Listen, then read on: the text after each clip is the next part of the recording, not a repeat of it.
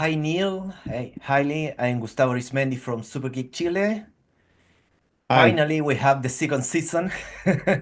almost. Almost. So, get to the point. What is the most difficult thing about adapting a video game to television? I think the most difficult thing is striking that balance between staying authentic to the source material. Video games are already so cinematic, and there's certain things that you should not change because they work so well, and you'd be hard pressed on how to improve them. And understanding that because it's a different medium, you must change certain things. There's certain things that the interactive medium allows you and grants you that would just not work in a passive medium like watching a television show. So it's a fine needle that you have to thread because you go too far in one direction and you're just copying the game and it falls apart because it's never going to be as good as the game because now if you just taken out the interactivity, that doesn't work. And there's the other side where you can go wrong, where you change too many things and you lost the spirit of it. You've lost the soul of it and you've turned into something completely different. So that I find we are constantly kind of weaving back and forth and trying to strike that perfect balance. Mhm. And Haley, how we are witnessing a different story. Neil just said there are changes. Mm. So, Sure. So the opportunity in TV is that you get to explore different perspectives than you would in a game, right? So in a game, you're locked in step with the playable character. And so for Last of Us Part Two, that's Ellie, Abby, and very briefly Joel. But with this, we got a chance to explore and deepen characters that you only see peripherally in the game. So a lot of the changes that people are going to see are going to be expounding on the characters that they loved and getting new moments with them. mhm. And with all the events that are happening in the world, are you shocked at how close the story is to reality? Sometimes, it could be quite surprising, when we started making The Last of Us about a pandemic, we didn't expect to release Last of Us Part 2 at the beginning of a pandemic. Um, I think just sometimes, when you write stories that deal with real life elements, you sometimes going to have life imitating art and sometimes art imitating life.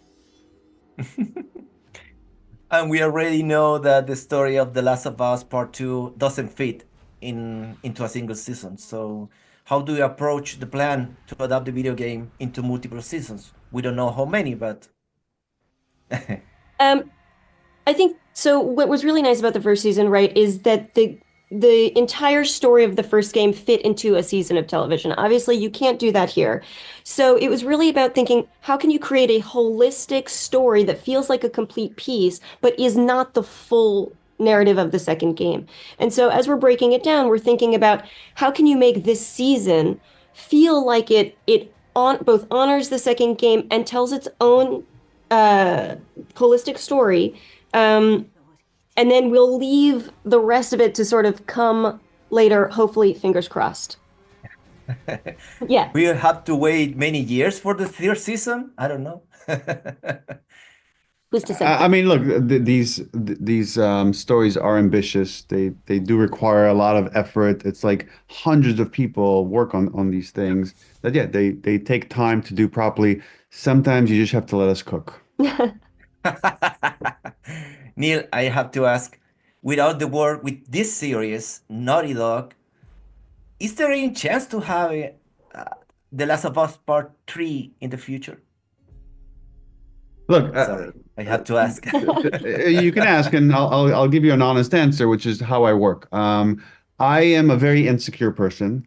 I am always under the assumption that whatever I'm working on now might be the last thing I ever make. So when I made Last of Us 1, it was the reason why that story doesn't end on a cliffhanger. It has a definitive ending because I was like, they might never let me do this again. So I want to be fully satisfied with this thing. Same thing I did with Uncharted 4. That's how I approached that story. Same thing with Last of Us 2. With Last of Us 2, I'm also in a very privileged position at Naughty Dog that Sony allows us to pick and choose our projects. They know that if we follow our passions, we will make the best games possible. So we didn't have to make Last of Us Part 2, but we had an idea that we felt was strong enough that we should make it, and we spent several years making that story. So many things have to line up. It's like you have to have the right idea, the team has to be excited for it, it has to feel like it's a good continuation, that we're not repeating ourselves. So after Last of Us Part 2, we had an idea for a brand new story, a brand new world. That's what we're making right now, Intergalactic, the Heretic Prophet. That's Naughty Dog's focus right now.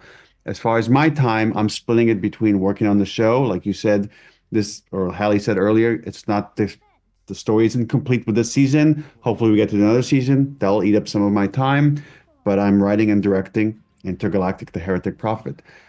Will there be more in the future? What will be in the future? I don't know. So many stars have to align. We'll just have to wait and see. From Chile, we wish you all the best with this second season and what the future will bring for The Last of Us. Thank you, Halley. Thank you, Neil. Good luck. All right. Bye. Peace out. Thank you. Bye.